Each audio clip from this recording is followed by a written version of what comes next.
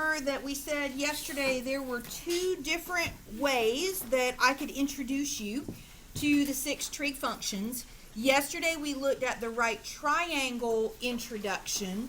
Today we're going to look at the unit circle introduction. A unit circle gets its name because it's a circle that has a radius of 1 unit. So I just handed you a unit circle that you're going to want to use pretty much every day for the rest of this quarter. So don't put it in with your notes for today. Put it like in the front pocket of your notebook or somewhere where it's really easy for you to pull out for class each day or for homework each night, because you're going to use it a lot, okay? You'll notice on that handout that I gave you, or on the ones that are here on our notes for today, that on the unit circle, each of them have a radius of 1. And the easiest way to see it is right here. You'll notice that this ordered pair for this point right here is 1, 0. Or if you come right here, this ordered pair is 0, 1. So that's showing you that, hey, this went out a length of 1, or this went up a length of 1. So that's how you can tell that you have a unit circle with a radius of 1. If we take that same triangle that we worked with yesterday and we put it into our circle, if you'll notice, the what we were calling the adjacent side yesterday is laying on the x-axis, so we could say that adjacent is the same thing as the x value. What we were calling the opposite side yesterday, you'll notice, is a straight up and down value, a vertical value, so it would be the same as our y value. And what we were calling the hypotenuse on our triangle yesterday ends up going from the center of the circle to a point on the circle, so that would be a radius, right? So adjacent is the same thing as x, radius is the same thing as hypotenuse, and opposite is the same thing as y. So let's go back to those definitions that you memorized last night from yesterday. Since sine is opposite over hypotenuse, if opposite is the same thing as y and hypotenuse is the same thing as r, then we could also define sine as y over r. If cosine is adjacent over hypotenuse from yesterday, since adjacent is the same thing as x and hypotenuse is the same thing as r, then we could also define cosine as x over r. Since tangent from yesterday was opposite over adjacent, then tangent could be y over x. And so that's an additional formula for it. Now, our reciprocals are still going to hold true. We said yesterday that sine and cosecant were reciprocals. And so if I take y over r and I turn it upside down, I'll get r over y. Cosine and secant were reciprocals, so if this is x over r, turn it upside down and secant will be r over x. And tangent and cotangent were reciprocals, so if tangent is y over x, then cotangent will be x over y. So we need to learn those 6 definitions for our 6 trig functions tonight. We already know the ones that are in terms of opposite, adjacent, and hypotenuse. Now we want to add to that the ones that are in terms of x, y, and r. Now, you saw yesterday that a lot of times the hypotenuse that we're working with is not 1. That would be the same thing then as like our radius here is not 1. So we don't always work with a unit circle. So I can't assume just because I start working with a circle that it's a unit circle. I need to check its radius and see, does it have a radius of 1 or not. If I'm working with a circle that has a radius of 1, then some of these formulas will simplify down even further. Like if you come back to sine, we said sine was y over r. If your radius is 1, that would be y over 1, that would just be y. If your radius is 1, then x over r would be x over 1, and it would just be x. So again, that is only if I have a unit circle with a radius of 1, then I can say that sine is the same thing as y and cosine is the same thing as x. That also means then that cosecant would be 1 over y and secant would be 1 over x. Okay? All right. On that that unit circle that I just gave you, on the inside of that circle, you'll notice that there are degree and radian measures. I want to show you today where those degree and radian measures come from, okay? We talked yesterday about two special case triangles that we said they were pivotal for geometry and they're pivotal for trigonometry as well. That was a 30-60-90 and a 45-45-90, right? So if we're thinking in terms of, taking our triangles from yesterday and putting them inside our circle, let's think in terms of the 30-60-90, then that would create our 30-degree angle here. So you can see the 30-degree angle is important to us. I'm going to go around this circle and I'm going to count by multiples of 30, all right? If I go around this circle and I count by multiples of 30, it will create every one of the degree measures that you see underlined here in red. Let me show you. If I start right here and I count by multiples of 30, I'm going to have 30, 60, 90, 120, 150, 180, 210, 240, 270, 300, 330, 360. So you'll notice that just by counting by 30, I just got every one of the degree measures on the unit circle, with the exception of like the middle spoke in each quadrant, right? Where that value comes from is from the 45-45-90 triangle, the other one that was so important. If I go back around the circle and this time I count by multiples of 45, I'll fill in all the rest of those values. So let me show you that. We've got those underlined in green. So if we start right here with 45 degrees and I go around the circle and I count by multiples of 45, then I'm going to have 45, add 45 more, that puts me at 90. Add 45 more, that gives me the 135. Add 45 more, that gives me 180, 225, 270, 315, 360. So that's how I get all of the degrees from the unit circle. I count around by multiples of 30 and I count around by multiples of 45. All right? Now, coming up with the degrees probably doesn't seem nearly as daunting to us as coming up with the radians. I look at all those radian values on the inside of the circle, and that seems a little more intimidating.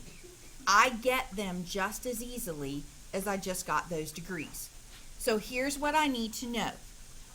I need to know that 30 degrees is pi over 6. You can memorize that, or you can use your conversion formula that we learned in section 4.1 to convert 30 degrees to whatever it would be in radians. We will have used this enough by the time we get to the test and the quiz, you'll already have it memorized, all right? But 30 is the same thing as pi over 6. So the exact same way we counted around this circle by multiples of 30 and it gave us every single one of these values that is underlined with a red line, I can do the same thing with pi over 6. I'm going to start right here and say, okay, this is 1 pi over 6. So if I go to the next red line, that'd be 30 degrees more, that would be 1 more pi over 6. If I have 1 pi over 6 and I add 1 more pi over 6, that would put me at 2 pi over 6, right? And I could reduce that down so that it's in lowest terms. So 2 over 6 would reduce to 1 over 3, so that'd give me 1 pi over 3. If I go 30 degrees more, that takes me to the next red line. So if right here I had 2 pi over 6s, remember I had 1 pi over 6, then I added another one that was 2 pi over 6, add another one, then I have 3 pi over 6s, right?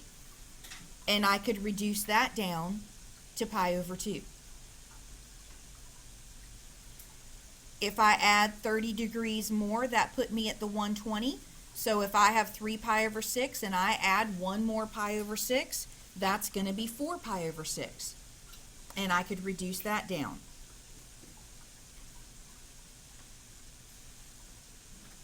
Go 30 degrees more, that would put me at 150. So if I was at 4 pi over 6 and I add 1 more pi over 6, that's going to give me 5 pi over 6.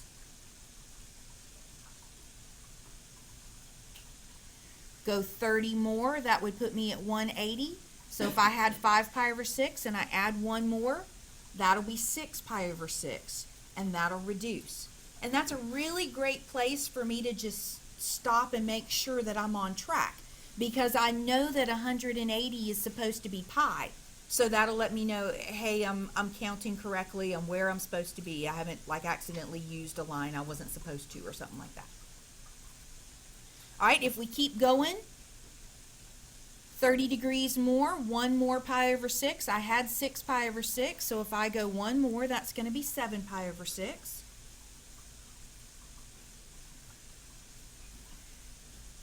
Go 1 more, that's going to be 8 pi over 6, and I could reduce that.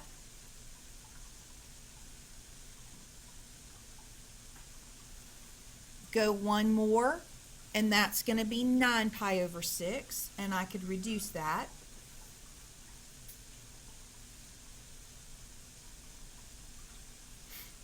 Go 1 more, and that's going to be 10 pi over 6, and I could reduce that.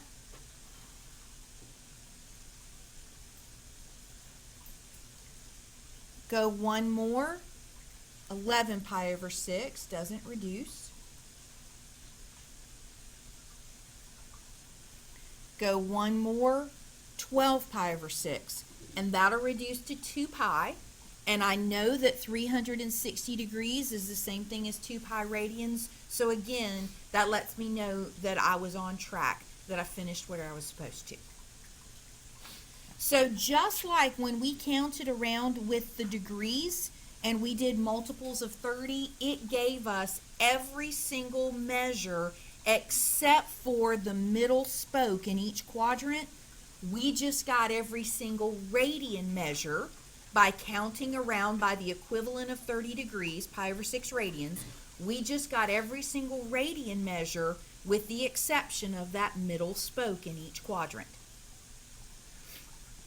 So to get the remaining radian measures, I need to use one more fact. I need to use the fact that 45 degrees is equal to pi over 4. Again, I can memorize that, or I can use my conversion formula from section 4.1. So I'm going to go around and I'm going to count by multiples of pi over 4. All right, so we started right here at 45 degrees and we counted around to get each of the green lines that we saw. We're going to do the same thing then with the pi over 4. So I'm going to start right here. This is 1 pi over 4. So if I go 45 degrees more, I had 1 pi over 4. I'm adding another pi over 4 to it. So that would be 2 pi over 4s. And 2 pi over 4 is going to reduce to pi over 2. So even though I already had that pi over 2 measure, again, it just is a check for me that I know I'm on track. So I had 1 pi over 4. I went 45 more. That was 2 pi over 4. I'm going to go 45 more, and that will be 3 pi over 4. Go 45 more, and that will be 4 pi over 4. And that'll reduce to pi. And again, I've got a way to check that I'm on track. Go 45 degrees more, and again, that's adding another 1 pi over 4. So if I had 4 pi over 4 and I add another one, that'll be 5 pi over 4.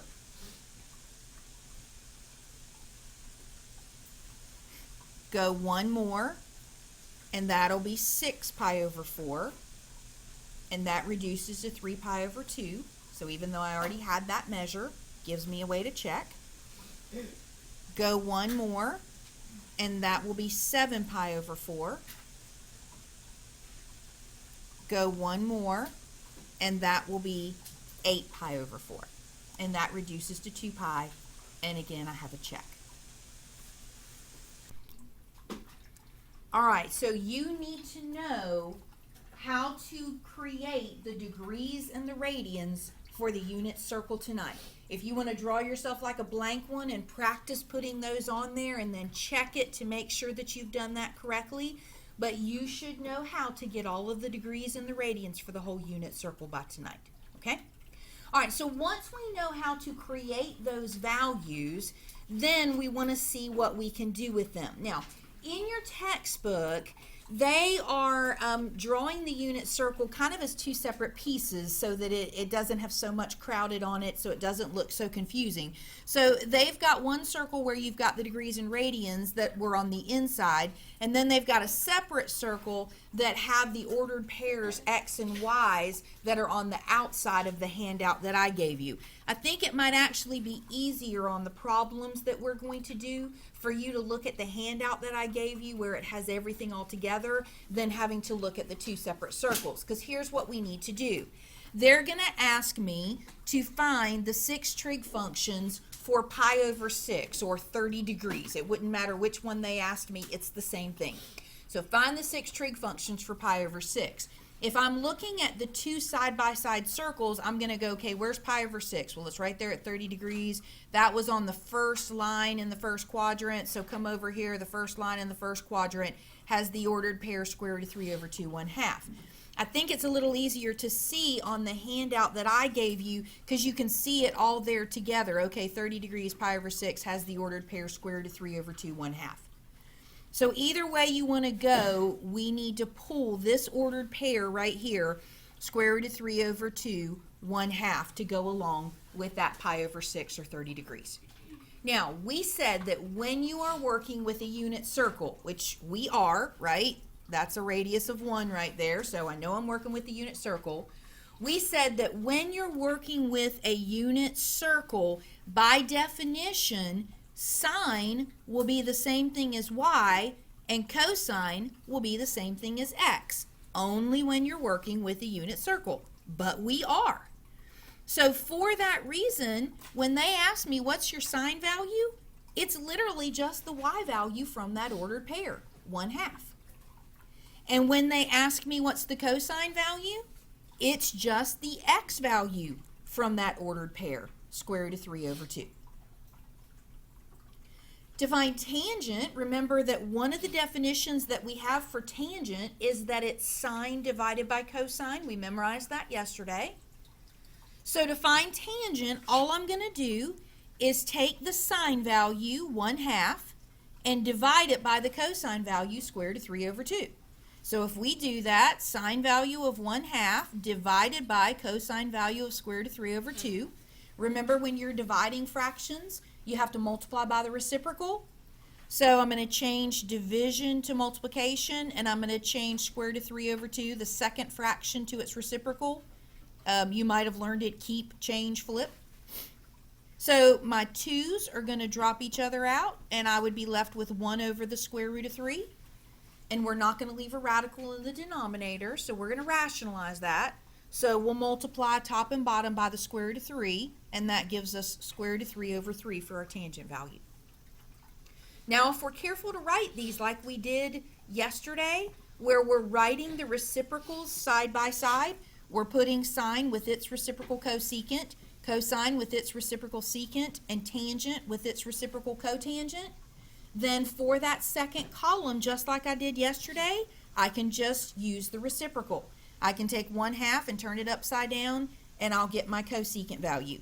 I can take square root of 3 over 2 and turn it upside down. That'd be 2 over the square root of 3. So I'd have to rationalize that. So I'll multiply top and bottom by the square root of 3. So if I multiply the top by the square root of 3, that's 2 square roots of 3. Multiply the bottom by the square root of 3, I'll have square root of 9, which would just be 3. And then for cotangent, I'm going to turn square root of 3 over 3 upside down. But remember, square root of 3 over 3, before I rationalized it, was 1 over the square root of 3. That'd be easier to turn upside down, right? So I'm going to take 1 over the square root of 3 and turn it upside down. That'd be square root of 3 over 1. If you took this one and turned it upside down, that's fine. You'd still get the same answer. You would just have to do rationalizing again and then some reducing, but you'd still get the same answer. Now, if you're having a deja vu feeling, like I swear I have seen those same numbers and done that same rationalization before, absolutely. If you look back to yesterday in section 4.3, example number 3, flip back to yesterday's note sheet and look at example 3. For example number 3 yesterday, they asked me to find the 6 trig functions of 30 degrees. 30 degrees, pi over 6, the same thing, right? So we should be getting the same answers, right? And we are. But here's the cool thing. Yesterday, I got those 6 answers off of a triangle. Today, I got those 6 answers off of a unit circle. 2 different ways to do the exact same thing. Okay? All right, let's look at another one. For the next one, they give me 5 pi over 4. So we need to go find the ordered pair that goes with 5 pi over 4. So if you look at your unit circle, 5 pi over 4 is in the third quadrant. It's the same thing as 225. Do you see the ordered pair that goes along with that then? It would be negative square root of 2 over 2, negative square root of 2 over 2. Everybody see where we're getting that ordered pair? Okay. So we're going to use that ordered pair, negative square root of 2 over 2, negative square root of 2 over 2. All right, so how do I find my sine value? It's your y value, exactly, because it's a unit circle. Sine and y are the same thing. How do I find my cosine value? It's your x value, right? So I can fill in my x value. Now, we said that tangent was just sine divided by cosine. So I like to, like in my head, I just draw a line right here in my head. So it's like drawing a line right here, a little division line. I'll take this guy and divide it by this guy and put that answer right there. And sometimes it's a computation that you can do without having to then go separately and write it out somewhere. Like for this one, if I take the sine value and divide it by the cosine value, what do I get? 1. Right. So I could probably do that in my head and not need to go write it down somewhere. So save myself a little bit of time and energy. All right? Negative square root of 2 over 2 divided by negative square root of 2 over 2. Sine divided by cosine. And if you need to go write them out each time, feel free to do that. All right, so then we're going to use our reciprocals. So we're going to take negative square root of 2 over 2 and turn it upside down. So that would give me negative 2 over the square root of 2. Got to get that radical out of the denominator, so we're going to rationalize. So let's multiply the top by the square root of 2 and the bottom by the square root of 2. So that would have given me square root of 4 in the denominator, so just 2 in the denominator. And then I can simplify the 2 in the numerator with the 2 in the denominator, leaving me with just negative square root of 2. So then when I turn negative square root of 2 over 2 upside down to get the secant value, just the exact same thing, right? How about when I turn 1 upside down? Still just 1, right? All right, let's look at another one of those. This time they ask me to use t is equal to 0. So let's go to your unit circle and let's find 0. 0 radians, 0 degrees has the ordered pair 1, 0. So I'm going to use that ordered pair 1, 0. What's your sine? 0. What's your cosine? 1. To find your tangent, you're going to do sine divided by cosine. So again, it's like drawing a little line there. What's 0 divided by 1? 0. So my tangent is going to be 0. All right, so then to find the reciprocals, I turn each of these upside down. Now, it's actually easier to see perhaps if we look at this one down here to begin with. When I got an answer of 0 for tangent, it was because I had 0 divided by some number, right? I mean, 0 divided by anything other than 0 is going to be 0. So if I turn that upside down, that's going to give me 0 in the denominator. It's going to give me undefined, exactly. So anytime you have a 0 and you try and find its reciprocal, it is always going to be undefined. So anytime you have a 0 and you try and find its reciprocal, that's going to put 0 in the denominator, so it's always going to be undefined. All right? So cosecant then is just going to be undefined. All right? What would secant be? 1. And what would cotangent be? Perfect. All right, the next one that they asked me to do is pi. So go to your unit circle and find pi. So pi, or 180, is going to have an ordered pair of negative 1, 0. So let's pull that ordered pair. We're going to use negative 1, 0. All right, what's your sine? 0, because it's your y value. What's your cosine? Negative 1, because it's your x value. How do you find tangent? Sine over cosine, right. 0 divided by negative 1. So what am I going to get? 0. Perfect. All right, then let's find our reciprocals. So if I turn 0 upside down, always undefined. Negative 1, still going to be negative 1, and then 0, going to be undefined. Great. So just about the time we start feeling a little comfortable, maybe, then, they have to change it up because they don't want us to get bored or anything, right? So the next one they give me is t equals negative 3 pi over 4. Find that on your unit circle. I don't have a negative 3 pi over 4 on my unit circle, right? So what do I do with that? Remember that coterminal thing that we talked about before? We said that coterminals were angles that started and stopped at the same place. And so we could find like an infinite number of coterminals for an angle by adding or subtracting 2 pi, right? And we said that if you didn't like the name of an angle that they gave you, then you could go find a different name for that angle by using coterminals. I don't like that name for that angle. It's not on my circle. So I'll go find another one by using coterminals. So since I don't have any negative measures, that's obviously too small. I need it to be bigger. I'm going to add 2 pi. So if I have negative 3 pi over 4 and I add 2 pi, I need a common denominator. So I'm going to rewrite 2 pi with a denominator of 4. That'd be 8 pi over 4.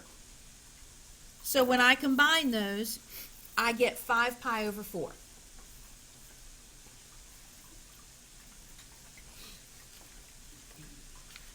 So when they said use t is equal to negative 3 pi over 4 and find the 6 trig functions for that, it's the same thing as if they had said use t is equal to 5 pi over 4. We did that already. If you look right above that in example 1b, we've already done t equals 5 pi over 4 and gotten the 6 trig functions for that. So I'd get the exact same 6 answers here. They've just turned around and asked me the exact same question a different way. Sometimes they won't ask me to find all 6 of the trig functions. Sometimes they'll just ask me to find maybe one of them, all right? Like they say, find the sine of 13 pi over 6. 13 pi over 6, not on my circle. I don't like that name. I want to go find a different one. Do you want to add or subtract 2 pi? Subtract. That one's too big, right? Like the largest value was 12 pi over 6. That would be 2 pi. So it's too big. I need to make it smaller. So let's subtract 2 pi. Going to get a common denominator of 6. So I'm going to subtract 12 pi over 6. And so that would give me pi over 6. So when they said find the sine of 13 pi over 6, it's the same thing as if they had said find the sine of 1 pi over 6. So look at your unit circle and find the sine of 1 pi over 6. Pi over 6 is at 30 degrees, right? So what's your sine value there? 1/2, yes. So if you look at 30 degrees or pi over 6 and you're looking for your sine value, it's just your y value at that point, right? Does everybody see where we're getting that 1/2? Good. All right, look at the next one. The next one, they give me cosine negative 7 pi over 6. Not on my circle. Don't like that name, want to change it. So what could I do? Add 2 pi. So let's add 2 pi to that one. All right, so if I add 2 pi, going to need a common denominator of 6 again. So that would be 12 pi over 6. So if I add those, I'm going to get 5 pi over 6. So when they said find the cosine of negative 7 pi over 6, it is the exact same thing as if they had said find the cosine at 5 pi over 6. So find 5 pi over 6 on your circle. 5 pi over 6 is in the second quadrant. It's at 150 degrees. And look at your ordered pair there. What's cosine the same thing as? X, right. So what's your x value? Negative square root of 3 over 2. Now, all year long, we've been doing every one of these skills by hand and every one of these skills on the calculator. So I also want to show you how you could do some of these on your calculator. So grab your calculator if you would. And let me show you an example or two with those.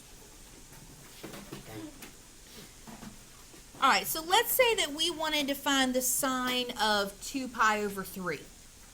It's not on your note sheet because we're just throwing this into our calculator, okay? If I wanted to find the sine of 2 pi over 3, that is not a degree measure. Therefore, your calculator cannot be in degree mode. So what I need to do is hit the mode button on my calculator. On the first row, right in between second and delete, hit the mode button on your calculator. And you need to switch your calculator from degree mode to radian mode. So just use your arrow key to go over to radian and hit enter, and that highlighting will change. And once it does, then you're in radian mode. Then I literally can just type that straight in. All right. So you'll see your sine button there. It's just 2 buttons above the 7. You'll see a sine button right beside that, a cosine button and a tangent button. So you have a sine, cosine, and tangent button on your calculator. And so then you could just type in sine of 2 pi divided by 3. Your pi button, if you'll look in your last column, you've got clear, and then underneath that you've got the caret key. It's like, you know, what you use to raise something to a power. Right above that you'll see pi in the same color as your second button. So that's where we're getting pi. So is everybody getting 0.866? Everybody getting that value okay? Any trouble with that? All right, you do have a sine, cosine, and tangent button on your calculator. You do not have a secant, cosecant, cotangent button on your calculator. I know that it looks like you do, but you don't. So when they ask you to do something like the cotangent of 1.5, I know that it looks like, hey, I got a tan to the -1 button, like right above sine, there's sine to the -1, and right above cosine, there's cosine to the negative. I know that looks like that should be 1 over tangent, so it should be cotangent. That is not what that button is. We'll see what that button is in another section or two, but that's not what it is. So literally, you have to type that in for what it is. Cotangent is 1 divided by the tangent, so that's how you have to type it in. If you want to find the cotangent of 1.5, you've got to type it in as 1 divided by the tangent of 1.5. The only other way that you could do that is you could type in the tangent of 1.5 first, and then you do have a reciprocal button on your calculator. In the very first column, right underneath math, you've got x to the -1. That's your reciprocal button. So you could find the tangent and then hit that button. You'll notice that gives you the same answer. So that would be another way that you could do it.